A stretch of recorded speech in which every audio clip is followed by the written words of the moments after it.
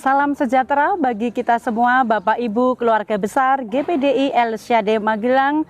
Tuhan kiranya memberkati kita hari ini untuk kita mendengarkan renungan firman Tuhan dalam perayaan Hari Kemerdekaan ini. Saya boleh menyampaikan merdeka bagi Bapak Ibu karena kita adalah orang-orang yang sudah dimerdekakan di dalam Tuhan. Mari kita akan membaca renungan kita dalam kitab Habakuk. Habakuk pasal 1 ayat 1 sampai 4. Demikianlah bunyi firman Tuhan. Ucapan ilahi dalam penglihatan Nabi Habakuk. Keluhan Nabi karena ketidaksetiaan. Berapa lama lagi Tuhan aku berteriak tetapi tidak kau dengar? Aku berseru kepadamu penindasan tetapi tidak kau tolong. Mengapa engkau memperlihatkan kepadaku kejahatan sehingga aku memandang kelaliman? Ya, aniaya dan kekerasan ada di depan mataku, perbantahan dan pertikaian terjadi. Itulah sebabnya hukum kehilangan kekuatannya dan tidak pernah muncul keadilan. Sebab orang fasik mengepung orang benar. Itulah sebabnya keadilan muncul terbalik. Puji Tuhan Bapak Ibu, kalau kita belajar di dalam pembacaan kita, saya memberikan tema pada hari ini yaitu saat jawaban tidak sesuai harapan. Nah, dalam pembacaan pendahuluan kitab Habakuk ini Bapak Ibu dimulai dengan dialog antara sang nabi dengan sang Allah ya. Bagaimanakah nabi mengutarakan dengan berbagai macam pertanyaan-pertanyaan kepada Tuhan sebagaimana dengan situasi yang dihadapi, yaitu apa? Di tengah-tengah negeri Yehuda, umat-umat Tuhan melakukan banyak sekali kejahatan. Kejahatan-kejahatan inilah yang membuat Nabi Habakuk berseru kepada Tuhan. Berseru meminta pertolongan supaya Tuhan melakukan keadilan bagi umat-umatnya yang ada di Yehuda. Nah, kejahatan-kejahatan yang menonjol tentang kekerasan, kelaliman, pertikaian, bahkan terjadinya ketidakadilan di tengah-tengah bangsa Yehuda, maka ini membuat Nabi Habakuk dia berseru supaya Tuhan memperhatikan umat-umatnya yang ada di Yehuda. Dan dengan situasi yang dihadapinya, muncullah berbagai pertanyaan-pertanyaan di dalam diri Nabi Habakuk kepada Tuhan. Nah, pertanyaan dari Nabi Habakuk di ayat yang kedua sampai ayat yang 3 di sana dikatakan, berapa lama lagi aku berteriak tetapi tidak engkau dengar? Aku berseru tetapi tidak engkau tolong. Mengapa engkau memperlihatkan kejahatan, kekerasan, kelaliman, juga pertikaian? Bapak Ibu yang dikasihi Tuhan, terkadang seringkali ini juga terjadi dalam hidup kita. Seringkali kita lakukan di hadapan Tuhan waktu apapun situasi dan keadaan yang sepertinya itu mendesak kita atau menekan kita atau kita tidak sanggup melihat hal-hal yang diperhadapkan dengan lingkungan kita. Kita bisa berkata kepada Tuhan seringkali, Tuhan kenapa ini terjadi? Mengapa di tempatku seperti ini? Mengapa di keluargaku seperti ini? Bapak Ibu, ini juga dirasakan oleh Nabi Habakuk ya. Nah, namun kita lihat waktu Habakuk itu menyampaikan keluhannya, pertanyaan-pertanyaannya kepada Tuhan, maka Tuhan memberikan jawaban. Jawaban dari pertanyaan Nabi Habakuk mengenai kejahatan orang-orang yang ada di Yehuda. Apa jawaban Tuhan? Kita lihat di ayat yang kelima ya. Ayat yang kelima, jawaban Tuhan dikatakan begini, akulah yang membangkitkan orang Kasdim, bangsa yang sangat garang dan tangkas, dahsyat dan menakutkan. Apa maksudnya ini Bapak Ibu? Waktu Nabi Habakuk mendengarkan jawaban Tuhan ini jauh dari harapannya Nabi Habakuk. Harapan daripada Nabi Habakuk adalah waktu dia berseru, dia berharap umat-umat Yehuda itu dipulihkan Tuhan, dibalikkan dari kejahatannya, hatinya dijamah Tuhan, kemudian akan berbalik menjadi orang yang baik, orang yang bertobat, orang yang takut akan Tuhan. Itu menjadi harapan dari Nabi Habakuk. Segala sesuatunya menurut pemandangan manusia tidak perlu ada proses, tidak perlu ada waktu yang lama untuk dijawab gitu ya Bapak Ibu. Itu seringkali juga terjadi dalam hidup kita. Namun harapan daripada Habakuk ini ternyata sangat berbeda, sangat jauh dari apa yang diharapkan. Karena apa? Tuhan memberikan jawaban, aku yang membangkitkan orang Kasdim. Orang Kasdim itu adalah bangsa yang sangat jahat, sangat tangkas, sangat garang, bahkan dikatakan sangat menakutkan. Bangsa-bangsa di sekitarnya itu bisa dengan mudah ditaklukkan oleh orang-orang Kasdim ini. Lalu kalau kita melihat yang dilakukan Tuhan ini ketika mengirimkan orang-orang Kasdim, orang-orang yang jahat, apa tujuannya Tuhan?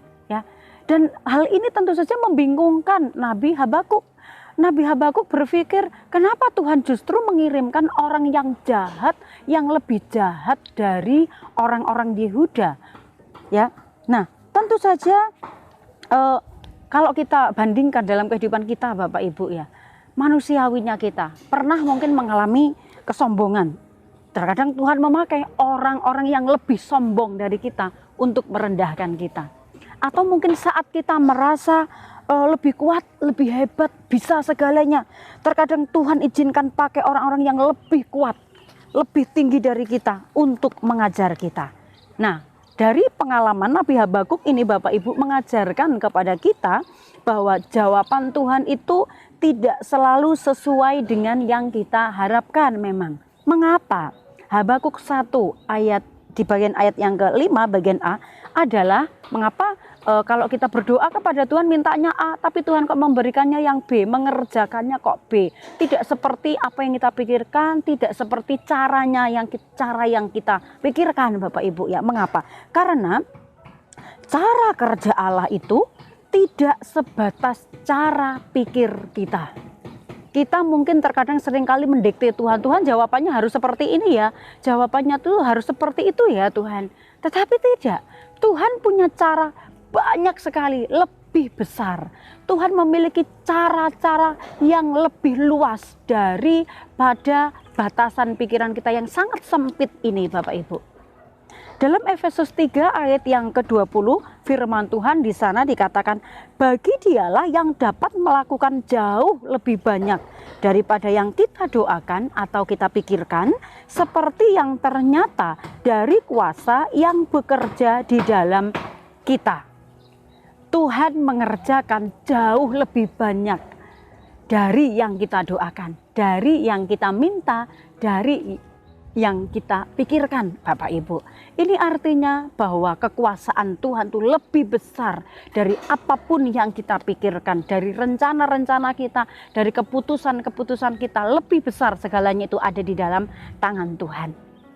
Itu sebabnya mengapa yang kita harapkan seringkali tidak sesuai dengan yang kita inginkan, tidak sesuai dengan yang kita harapkan, karena memang caranya kita berbeda dengan caranya Tuhan mengerjakannya. Yang kedua yang saya catat, mengapa kita harus belajar bahwa apa yang kita doakan, yang kita inginkan tidak sesuai dengan harapan itu, karena yang kedua, Allah bekerja untuk tujuan besar bagi umatnya. Setiap karya Tuhan itu ada tujuannya. Mengapa Tuhan mengirimkan orang-orang Kasdim untuk menaklukkan orang-orang Yehuda? Orang Yehuda itu jahat, Tuhan kirimkan orang-orang yang lebih garang, lebih jahat, supaya orang-orang Yehuda itu belajar merendahkan diri. Tujuannya Tuhan adalah mereka tidak bisa sombong, mereka tidak bisa membanggakan diri, bahwa benar-benar di hadapan Tuhan sekeras-kerasnya manusia, sejahat-jahatnya orang-orang Yehuda tetap bisa ditaklukkan oleh Tuhan dengan caranya Tuhan seperti apapun. Karena Tuhan punya kuasa, karena Tuhan memiliki kedaulatan tertinggi. Berikutnya kalau kita melihat dalam Roma 8 ayat yang ke-28, mengapa Allah itu punya tujuan dalam segala pekerjaannya? Karena kita tahu sekarang bahwa Allah turut bekerja dalam segala sesuatu untuk mendatangkan kebaikan bagi mereka yang mengasihi Dia, yaitu bagi mereka yang terpanggil sesuai dengan rencana Allah. Allah bekerja dalam segala sesuatu kepada umatnya, supaya apa? Umatnya mengerti kehendak Tuhan yang sesungguhnya. Waktu jawaban Tuhan tidak sesuai dengan harapan kita, Bapak Ibu, ada pelajaran-pelajaran yang perlu kita pelajari, yaitu apa? Belajarlah mengandalkan Tuhan. Orang yang mengandalkan Tuhan tidak mengandalkan kekuatannya. tidak mengandalkan cara berpikirnya sendiri secara manusia, tetapi percaya bahwa cara kerja Allah dalam bentuk apapun yang terjadi pasti memiliki tujuan yang baik bagi umat-umatnya, bagi kita yang percaya. Yeremia 17 ayat yang kelima, di sana dikatakan, terkutuklah orang yang mengandalkan manusia, yang mengandalkan kekuatannya sendiri dan hatinya menjauh daripada Tuhan. Bapak Ibu, kalau kita mengandalkan kekuatan kita, membatasi cara kerja Allah dengan pikiran kita, pasti keinginan kita berbeda jauh dari apa yang ditentukan oleh Tuhan. Tetapi kalau kita belajar mengandalkan Tuhan, maka kita percaya, kita mengikuti kehendak Tuhan, maka yang terjadi yang terbaik seperti apa yang Tuhan mau, dan pasti mendatangkan berkat, damai sejahtera bagi kita. Kemudian juga percayalah bahwa cara kerja Tuhan itu mendatangkan kebaikan bagi kita. Sekalipun mungkin tidak seperti yang kita harapkan, tapi waktu kita percaya kepada Tuhan, cara kerjanya Tuhan itu mendatangkan kebaikan dalam hidup kita. Oleh karena itu Bapak Ibu, kesimpulan bagi kita, tidak semua yang kita doakan itu akan terjadi sesuai dengan harapan kita. Tetapi tetaplah punya harapan kepada Tuhan, karena di sana ada pertolongan. Haleluya. Percaya kepada Tuhan Bapak Ibu, pertolongan itu datangnya hanya di dalam Dia. Sekalipun apa yang kita harapkan tidak seperti kehendak kita, tetapi Tuhan tahu setiap rancangan-rancangannya mendatangkan kebaikan bagi kita. Tuhan memberkati. Dan terima kasih buat Bapak Ibu yang senantiasa dengan setia mengikuti dalam renungan 79, dan Bapak Ibu yang menginginkan ada bantuan doa ataupun menyampaikan kesaksian, Bapak Ibu dapat menghubungi chat WhatsApp 0813274288. Saya percaya kalau kita boleh hidup saling mendoakan, saling memberikan kesaksian, itu akan memberikan pertumbuhan secara rohani dalam kehidupan kita. Juga ada di antara Bapak Ibu jemaat yang mengucap syukur kepada Tuhan atas kemurahan Tuhan bagi pemulihan dari seorang ibu yang dipulihkan dari sakit kanker, dan dia mengalami pertolongan Tuhan dengan mujizat yang dialami. Dia bersyukur karena pertolongan Tuhan itu luar biasa dalam hidupnya. Dan kita juga berdoa bagi pemulihan keluarga, pemulihan kesehatan, juga bangsa dan negara serta pemerintahan, karena kita percaya bahwa semua yang kita doakan itu adalah untuk tetap menyatakan kemuliaan bagi nama Tuhan. Puji Tuhan, mari kita akan sama-sama tundukkan kepala, kita akan berdoa. Terima kasih Tuhan, kami bersyukur sebab Engkau yang masih memelihara kehidupan kami.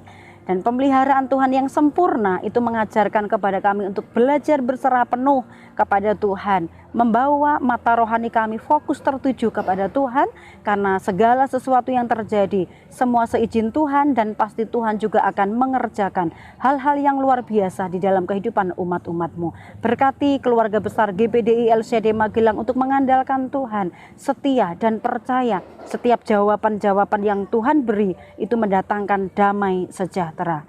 Kiranya Allah, Tuhan Yesus Kristus, menolong keluarga GPDI El Shaddai mengerti betapa hebat kuasanya bagi keluarga El Shaddai yang percaya sesuai dengan kekuatan kuasanya yang dikerjakannya di dalam Kristus. Terima kasih, kami sambut firman Tuhan dengan sukacita dalam nama Yesus. Haleluya. Amin.